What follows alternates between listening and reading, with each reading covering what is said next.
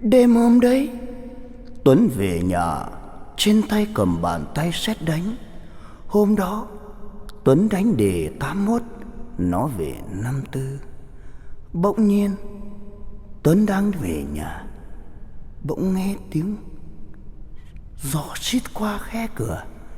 Tiếng mèo kêu meo, meo. Tuấn Hồ đứng lặng người, sợn cả gai ốc. Hôm nay ở trong xóm có người mới mất.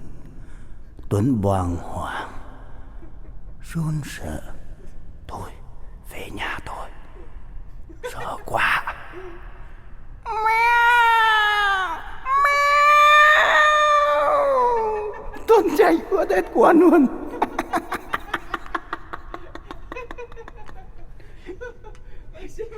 Chúng tôi đang thử mic.